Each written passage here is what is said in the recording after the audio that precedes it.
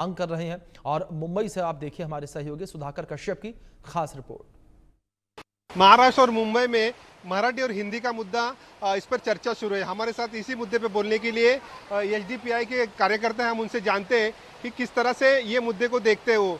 करीम भाई, आप पहले बताइए कि ये जो मुद्दा है हिंदी और मराठी का, ये जिस तरह से मुद्दा ये शुरू है पिछले कई दिनों से, तो आपकी क्या राय है इस मुद्दे पे? देखो, मेरा नाम अब्दुल करीम शेख है और मैं social democratic party of India का मुंबई महासचिव हूँ। और ये जो हिंदी और मराठी का जो विवाद है, ये महाराष्ट्र में इसकी ज़रूरत नहीं है। महाराष्ट्र में जितनी ज़रूरत है रोज़गार की है, स्वास्थ्य की है। आज इतना अनएम्प्लॉयमेंट है, उस पर ऊपर बात नहीं हो रही है। खाली एमएलए खरीदी बिक्री का बात चालू है। शिवसेना में 2 गुट, कौन कुर्सी हासिल करेगा, कौन मुख्यमंत्री बनेगा, कौन एमपी बनेगा, कौन एमएलए बनेगा, कौन 50 खोखे में बिकेगा, इसके ऊपर ही ज़्यादा सरकार का जोर है। और महाराष्ट्र में मॉब लिंचिंग कितनी हो रही है।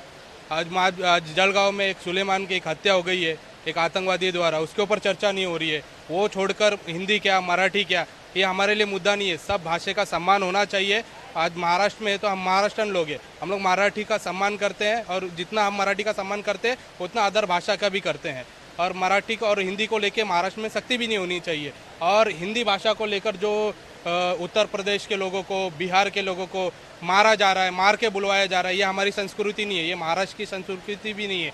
ये छत्रपति शिवाजी महाराज का महाराष्ट्र है, उनकी भी संस्कृति ऐसी नहीं है। ये राज ठाकरे के जो गुट के लोग हैं, लोगों को मार रहे हैं।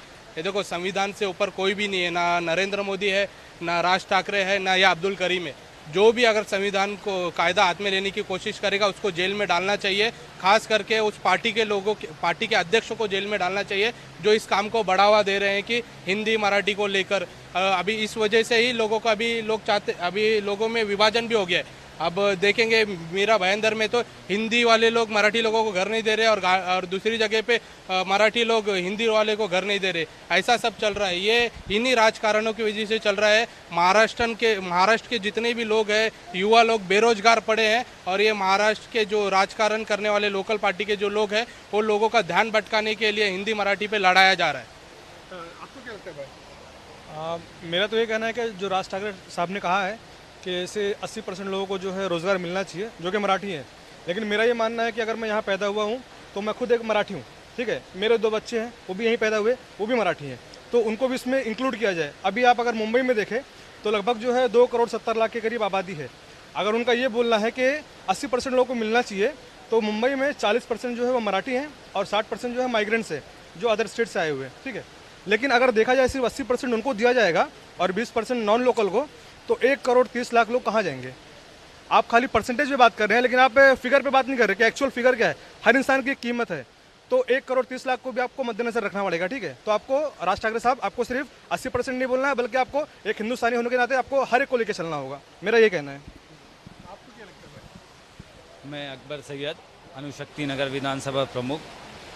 मैं राज ठाकरे जी को एक बात कहना चाहूँगा कि जो राज ठाकरे जी हैं, जो धर्म की राजनीति करते हैं और हिंदी मराठी की राजनीति को लेकर लोगों में दंगे फसाद कराते हैं और बहुत सारे दुकानों को बोर्ड मराठी का होना चाहिए। बेशक मराठी के बोर्ड होने चाहिए, नेम प्लेट मराठी के होने चाहिए, लेकिन उन दुकानों को जाते हैं, तोड़ते हैं और जो भी मुंबई में रोज़गार करने के लिए आए हैं उनको जाते हैं मराठी बोल, नहीं तो मराठी नहीं बोलने की वजह से उनको मारते हैं और दंगे फसाद कराते हैं। तो राज ठाकरे जी से यही बोलना चाहूँगा कि मराठी हिंदी का बात छोड़ो।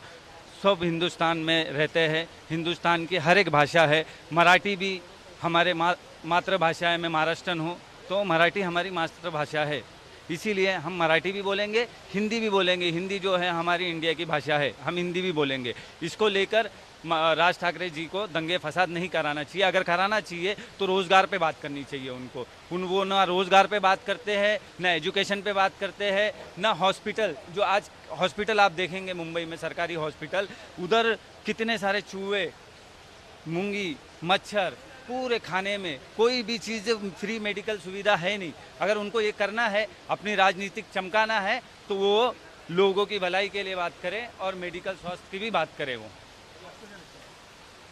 जय हिंद, जय महाराष्ट्र, जय एसडीपीआई। मेरा नाम अख्तर खान है, मैं ट्रेजर का मेरा पद है। ये जो कर रहे राजनीति गलत है। ये हिंदी मराठी ये नहीं करना चाहिए, रोज़गार पे ध्यान देना चाहिए।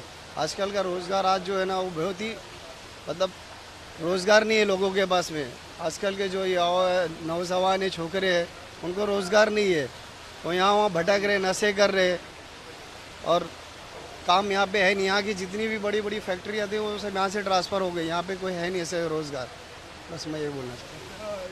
कार्रवाई के बारे में बताइए, राज ठाकरे के लोगों के ऊपर कार्रवाई होने चाहिए कि किस तरह से होनी चाहिए?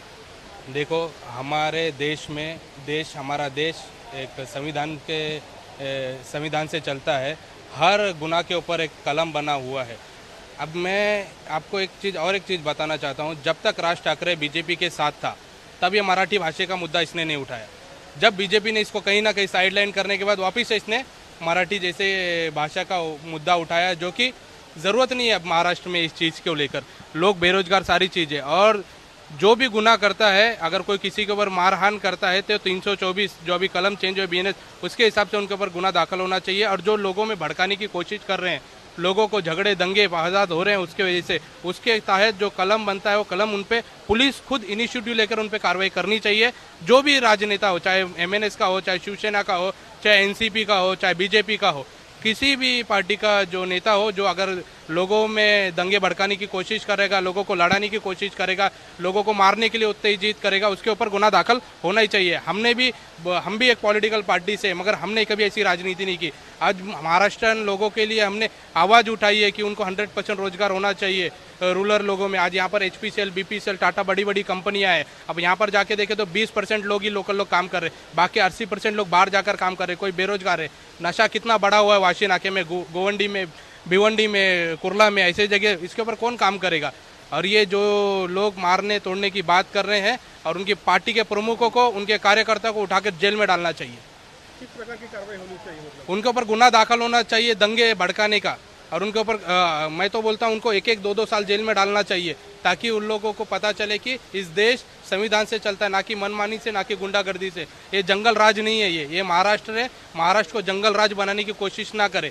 और हम लोग social democratic party of India लोगों के बीच में जाकर लोगों को जागरूक करते हैं कि इन जैसे पार्टियों को आप मतदान मत करो। ऐसे लोग आपके बीच में कभी 365 डेज रहते नहीं है, आप लोगों के लिए काम नहीं करते, खाली इलेक्शन के 2 महीना पहले आकर कैंपेन करते हैं मराठी भाषा को लेकर, ये भाषा को लेकर, वो भाषा को लेकर, और लोगों के ऊपर एक आपसी टिप्पणी को लेकर, और लोगों के जो असल मसले हैं, स्वास्थ्य, अनएम्प्लॉयमेंट, रोजगार और डेवलपमेंट, इंफ्रास्ट्रक्चर, इसके ऊपर बात नहीं करते। ऐसी पार्टियों को आने वाले दौर में आप मतदान मत करो। Social democratic party of India लोगों में जाकर जागरूकता फैलाएगा और मत मांगेगा। हम लोगों के जो असल डेवलपमेंट है उसके लिए काम करेंगे। आपको क्या लगता है किस प्रकार से कार्रवाई होनी चाहिए? मेरा तो ये कहना है कि सबसे पहले यहाँ पर सिर्फ जो है महाराष्ट्र को लेकर बातें होती है।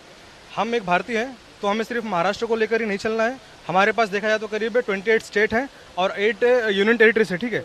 तो हमें जो है पूरे देश को लेकर चलना है। और मैं महाराष्ट्र में हूँ तो मैं यहाँ की बात ये कर रहा हूँ कि यहाँ पे और भी बहुत सारे मुद्दे हैं। जैसे अगर देखा जाए तो अभी रिसेंटली जो रिपोर्ट है कि हर 3 घंटे में एक किसान जो है आत्महत्या कर रहा है, यानी डेली जो है करीब 8 किसान जो है आत्महत्या कर रहे हैं, जो कि अन्नदाता जिसको हम कहते हैं इस देश का, वो आत्महत्या कर रहे हैं। उस पर कोई बात नहीं होती है। महाराष्ट्र में सिर्फ देखा जाए तो यहाँ की लिटरेसी रेट जो है वो 87% है, यानी यहाँ पे अच्छे खासे लोग पढ़े लिखे हैं, एक आधी आबादी से ज़्यादा लोग पढ़े लिखे हैं। इसके बावजूद जो है अगर राज ठाकरे जैसे लोग अगर ये कहते हैं कि यहाँ पे अनएम्प्लॉयमेंट ज़्यादा हो रहा है, तो ये कहीं ना कहीं जो है एक सरकार की जो है नाकामी है। उनको पहले इस चीज़ को ध्यान देना चाहिए। बस मैं ये कहना चाहता हूँ। आपको क्या लगता है ये इस मुद्दे पे? मुझे ये लगता है कि ये जो राज ठाकरे के गुंडे हैं और राज ठाकरे जी है, जो लोग भी लोगों पे जुल्म करते हैं, तो जैसा कि आपने देखा होगा कि बहुत सारा महाराष्ट्र में और दूसरे स्टेटों में कि बेगुनाह लोगों के घरों पे बुलडोज़र चलाया जाता है, बुलडोज़र की कार्रवाई की जाती है। ऐसे ही राज ठाकरे के गुंडों पे भी बुलडोज़र की कार्रवाई होनी चाहिए। ये तो मैं समझता हूँ कि ये कोर्ट और प्रशासन जो है इनकी नाकामियाँ है, जो संवैधानिक तरीके से और कानून में रहकर कोर्ट जो है और संविधान जो है उनके तहत उनको सज़ा मिलनी चाहिए। लेकिन ये लोग बुलडोज़र पॉलिटिक्स चला रहे हैं। ऐसे ही ये लोगों के ऊपर भी बुलडोज़र चलना चाहिए, राज ठाकरे को गुंडों पे भी और राज ठाकरे के घर पे भी चलना चाहिए बुलडोज़र। जैसा ये लोग गरीबों के घरों पे जो लोग बेगुनाह है उनके भी घरों पे बुलडोज़र चलाते हैं ना, तो उनके भी घर में बुलडोज़र चलना चाहिए। ये मैं कहना चाहता हूँ प्रशासन से, इनके भी घरों पे बुलडोज़र चलना चाहिए। ये राज ठाकरे साहब का फेलियर है, उनका गुंडागर्दी चल रहा है और कुछ नहीं। और टोल नाके वगैरह पे ये सब पे उनकी चल रही राजनीति, उनकी दुकान नहीं चल रही, अपनी दुकान चमकाने के जरिए से कर रहे हैं सब, उनकी नाकामी है। राज ठाकरे साहब के जो उनके हैं, जो उनके ग्रुप के लोग हैं, जो उनके मेंबर लोग हैं, उन पे कार्रवाई होना चाहिए और राज ठाकरे साहब के ऊपर भी कार्रवाई होना चाहिए। भाई आप ये बताइए कि आपको कुछ बोलना है। महाराष्ट्र की जनता ना जाग चुकी है, महाराष्ट्र की जनता समझती है राजनीति को। बहुत सालों से महाराष्ट्र की जनता ने यही राजकारण देखा है। अब महाराष्ट्र की जनता को जिस तरीके से बेवकूफ़ समझ रहे हैं, महाराष्ट्र की जनता उतनी बेवकूफ़ नहीं है, आज इनके झांसे में नहीं आ रही है। इसी वजह से उनको एक सीट तक नहीं मिली इस महाराष्ट्र में, एक सीट मिली है। और इससे पहले बहुत 13 सीटें थी, सारी चीज़ चली गई उनके पास, महानगर पालिका चले गया। यही कारण है इनके पास, इसलिए महाराष्ट्र की जनता होशियार है। ये आने वाले जो महानगर पालिका इलेक्शन है उनको सबक सिखाएगी। Sudhakar Kashyap, India News, Mumbai.